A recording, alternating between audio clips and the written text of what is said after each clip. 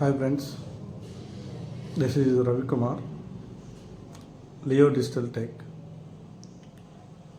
Present our topic is what is website and types of website. What is website? A website is a collection of interlinked web pages. It accessible to the internet, a common domain name.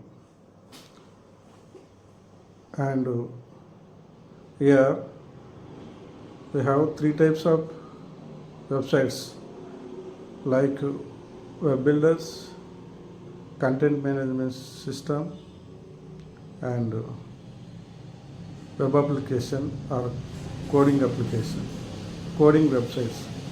These are the main three types of websites. In detail, web builders, content management system, and web applications. These are entirely different, these three. Actually, ఈ web builders అనేవి ఒక వెబ్సైట్ని use చేసుకొని మనం వెబ్సైట్ని create చేస్తాం. అంటే like Wix, GoDaddy, Square Spaces, ఇలా డిఫరెంట్ టైప్స్ ఆఫ్ వెబ్సైట్స్ ఉంటాయి. వీటిలోకి వెళ్ళి మనం వెబ్ బిల్డర్స్ని యూజ్ చేసి మన వెబ్సైట్ని క్రియేట్ చేస్తాం. ఈ వెబ్ బిల్డర్స్ టైపు వెబ్సైట్ని క్రియేట్ చేసేటప్పుడు మనకి కోడింగు, తర్వాత డేటాబేస్ కానీ ఇలా పిహెచ్పిస్ కానీ back end, front end, development కానీ, గ్రాఫిక్ డిజైన్, వీటితో సంబంధం లేకుండా మనం జస్ట్ ఆ వెబ్సైట్ను యూజ్ చేసుకొని మనం ఒక స్మాల్ అండ్ మీడియం బిజినెస్కి తగ్గట్టు ఒక వెబ్సైట్ని క్రియేట్ చేసుకోవచ్చు.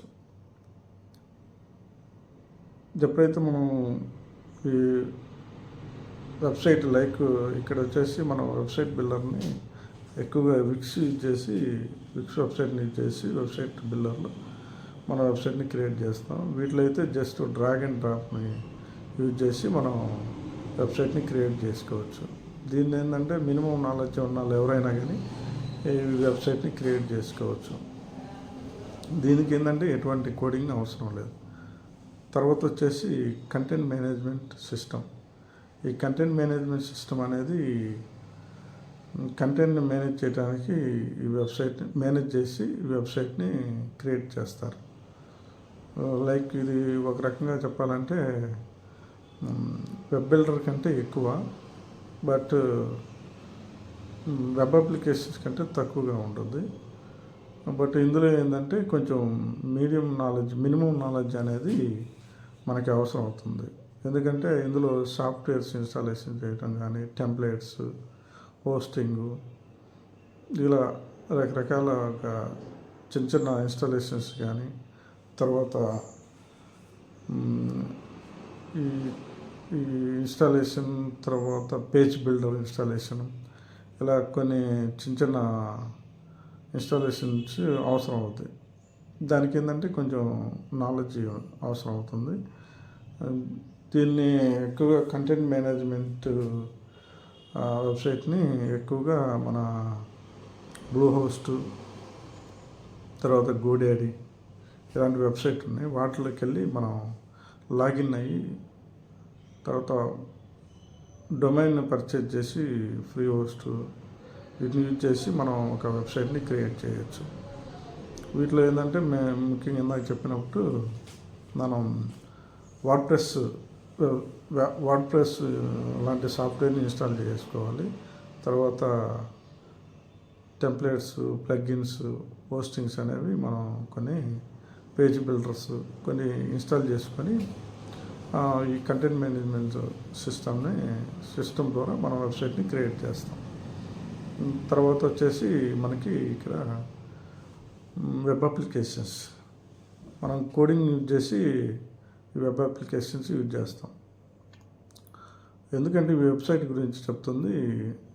ఈ రోజుల్లో ముఖ్యంగా వెబ్సైట్ అనేది చాలా ఇంపార్టెంట్ అయిపోయింది. డిజిటల్ మార్కెటింగ్ చేయాలన్న ప్రతి ఒక్కరికి, కామర్స్ బిజినెస్ చేయాలన్న ప్రతి ఒక్కరికి వెబ్సైట్ అనేది చాలా ఇంపార్టెంట్ అయిపోయింది. ఈ వెబ్సైట్కి డిజిటల్ మార్కెటింగ్కి రిలేషన్ అనేది చాలా స్ట్రాంగ్గా ఉంటుంది. దానివల్ల ఏంటంటే డిజిటల్ మార్కెటింగ్ చేయాలనుకున్న వాళ్ళు కంపల్సరీగా వెబ్సైట్ గురించి మినిమం నాలెడ్జ్ తెలుసుకోవాలన్నమాట. జస్ట్ లైక్ ఈ వెబ్ బిల్డర్స్ గురించి కానీ, కంటెంట్ మేనేజ్మెంట్ సిస్టమ్స్ గురించి కానీ, తర్వాత ఈ వెబ్ అప్లికేషన్స్ గురించి మినిమం నాలెడ్జ్ని తెలుసుకుంటే ఏంటంటే మనకి ఏదన్నా ఎర్రర్స్ కానీ ఇష్యూస్ కానీ వచ్చినప్పుడు ఎవరిని కాంటాక్ట్ అవ్వాలనేది, కొన్ని యూఆర్ఎల్ని ఇన్స్టాల్ చేయాల్సినప్పుడు ఎవరిని కన్సల్ట్ అవ్వాలనేది, కన్సల్ట్ అయ్యి అట్లా మనం ఆ ప్రాబ్లమ్స్ని రెక్టిఫై చేసుకోవాలని చెప్పేసి మనకి కొంత అవగాహన ఉంటుంది. అందులో భాగంగా ఇది మనం వచ్చేసి లాస్ట్ వెబ్ అప్లికేషన్స్. ఈ వెబ్ అప్లికేషన్స్లో మనకి 2 టైప్స్ ఆఫ్ వెబ్సైట్స్ ఉన్నాయి, లైక్ స్టాటిక్ అండ్ డైనమిక్. ఈ స్టాటిక్ వెబ్సైట్స్ అనేవి మనం వర్డ్ప్రెస్ యూజ్ చేసి చేస్తాం. లైక్ ఇవి ఏంటంటే మన ఒక పర్టికులర్గా ఒక పర్సన్స్ వాటిలో ఏంటంటే ఎటువంటి చేంజెస్ ఉన్నాం. మనం ఒకసారి వెబ్సైట్ ఈ గూగుల్లో ఒకసారి అలాంటి వెబ్సైట్కి వెళ్ళామనుకో, ఆ వెబ్సైట్ని చూసినప్పుడు మనకి ఎప్పుడు చూసినా అవి ఎటువంటి మార్పులు ఉండవు. ఏదన్నా ఇది మనం ఏమన్నా డేటా చేంజ్ చేయాలన్నా, లాగిన్ అవ్వాలన్నా, తర్వాత డేటా చేంజ్ చేయాలన్నా వాటిలో ఎటువంటి మార్పు ఉండదు, దాంట్లో మనకి యాక్సెస్ ఉండదు. అటువంటి వాటిని మనకి స్టాటిక్ వెబ్సైట్స్ అంటారు. తర్వాత వచ్చేసి డైనమిక్ వెబ్సైట్స్. ఈ డైనమిక్స్ వెబ్సైట్స్ అనేవి ఎక్కువగా కామర్స్ వాళ్ళు యూజ్ చేస్తారు. లైక్ పెద్ద పెద్ద సాఫ్ట్వేర్ కంపెనీ వాళ్ళు, కామర్స్ బిజినెస్ చేసేవాళ్ళు ఈ డైనమిక్ వెబ్సైట్స్ అనేవి యూజ్ చేస్తారు.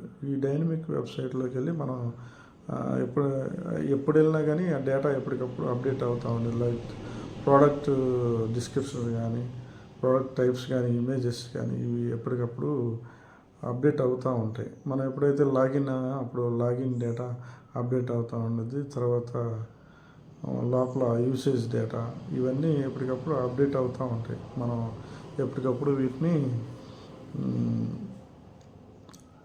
లాగిన్ అయినప్పుడు చేంజ్ అవుతూ ఉంటాయి. వాటిని బేస్ చేసుకొని మనం కామర్స్ ఏదన్నా బిజినెస్ చేయాలనుకున్నప్పుడు మనం కూడా వాటిని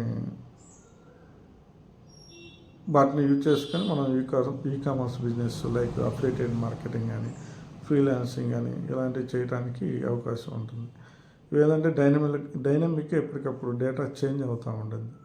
అందువల్ల వీటిని ఏంటంటే డైనమిక్ వెబ్సైట్స్ అంటారు. వీటిని ఎక్కువగా పెద్ద పెద్ద కంపెనీ వాళ్ళు యూజ్ చేస్తారు. పెద్ద పెద్ద కంపెనీ వాళ్ళు ఈ డైనమిక్ వెబ్సైట్ని క్రియేట్ చేసి యూజ్ చేస్తారు. ఈ డైనమిక్ వెబ్సైట్ని క్రియేట్ చేయాలంటే మనకి project manager, graphic designer, web developer, తర్వాత డేటాబేస్ వర్క్ చేసేవాళ్ళు, తర్వాత టెస్టర్స్, ఇలా రకరకాల డిపార్ట్మెంట్స్ వాళ్ళు ఉంటారు. మనం ఈ డిజిటల్ మార్కెటింగ్ చేసేవాళ్ళు ప్రతి ఒక్కరు ఏంటంటే వెబ్సైట్ యూజ్ చేస్తారు. ఈ వెబ్సైట్ని యూజ్ చేసేవాళ్ళు ఏంటంటే ఖచ్చితంగా మనకి ఈ డిపార్ట్మెంట్ వాళ్ళతో మనకి అవసరం ఉంటుంది. వాళ్ళతో పని ఉంది. దానివల్ల ఏంటంటే మనం ఈ ప్రాజెక్ట్ మేనేజర్ అంటే ఏంటి, తర్వాత graphic designer, web developer, database, ఇలా టెస్టర్స్, వీటి గురించి మనం మినిమం నాలెడ్జ్ తెలుసుకోవడం వల్ల ఏంటంటే మనకి ఈ డిజిటల్ మార్కెటింగ్ చేసే వాళ్ళకి యాజ్ ఏ డిజిటల్ మార్కెటర్గా ఈజీగా ఉంటుంది. మనం వాటిని తెలుసుకోవడం వల్ల ఒక్కోసారి మనం కూడా వాటిని చేంజ్ చేసుకోవడం కానీ, అప్డేట్ చేసుకోవడం కానీ ఇలా చేసుకోవచ్చు. బట్ మనకి ఎటువంటి మినిమం నాలెడ్జ్ ఉన్నా ఏదన్నా కొన్ని వెబ్సైట్లు కొన్ని మార్పు చేర్పులు, ఎర్రర్స్, ఇష్యూస్ వచ్చినప్పుడు ఖచ్చితంగా ఈ డిపార్ట్మెంట్ వాళ్ళు యూజ్ అవుతారు. అందుకని మినిమం వీటి గురించి మనం ఒక అవగాహన, నాలెడ్జ్ పెంచుకోవాలన్నమాట. This is the brief about websites and types of websites. Next వీడియోలో మనం డీటెయిల్గా ప్రాక్టికల్గా వెబ్సైట్ని రకరకాల వెబ్సైట్లు ఈ వెబ్సైట్స్ వచ్చేసి business, e commerce, static, dynamic, social media website, తర్వాత రకరకాల వెబ్సైట్స్ ఉన్నాయి. వీటన్నిటికీ మనం మెయిన్గా ఇక్కడ కొన్ని వెబ్సైట్స్ ఉన్నాయి. వాటిలో వచ్చేసి మనం ఈ వెబ్సైట్స్ని క్రియేట్ చేసుకోవచ్చు. Like personal websites, business websites, e commerce, blogs, portfolio, ఇలా చాలా వెబ్సైట్స్ ఉన్నాయి. ఈ వెబ్సైట్ని మనం ఇక్కడ వచ్చేసి కొన్ని వెబ్సైట్స్ ఉన్నాయి, ఫ్రీ వెబ్సైట్స్. వెబ్సైట్ బిల్డర్లోకి వెళ్ళి మనం ఫస్ట్ ఈ కొన్ని వెబ్సైట్ని క్రియేట్ చేయొచ్చు. లైక్ అవేంటంటే Wix, GoDaddy, Squarespace, Hostinger, Shopify, ఇవి కొన్ని వెబ్సైట్స్. వీటిలోకి వెళ్ళి మనం వెబ్సైట్ బిల్డర్ని యూజ్ చేసి కొన్ని వెబ్సైట్ని, మీడియం సైజ్ బిజినెస్ని చేసే వెబ్సైట్ని క్రియేట్ చేసుకోవచ్చు. తర్వాత సిఎంఎస్ వెబ్సైట్ని యూజ్ చేసుకోవడానికి ఇక్కడ కూడా ఆ విక్స్ని కూడా యూజ్ చేస్తారు. జోమ్లా, డ్రూపల్, షాపిఫై, హబ్స్పాట్, కంటెంట్ఫుల్, తర్వాత గోస్ట్, వర్డ్ప్రెస్, మెజెంటో, ఇలా రకరకాల వెబ్సైట్స్ ఉన్నాయి. వాటిలోకి వెళ్ళి మనం సిఎంఎస్ కంటెంట్ బేస్డ్ వెబ్సైట్ని మనం క్రియేట్ చేసుకోవచ్చు. తర్వాత వచ్చేసి వెబ్ అప్లికేషన్స్. ఈ వెబ్ అప్లికేషన్స్ గూగుల్ డాక్యుమెంట్స్, తర్వాత Basecamp, Netflix, Amazon, Canva, డివిడోస్, WordPress, Trello, Spotify, these are the web applications.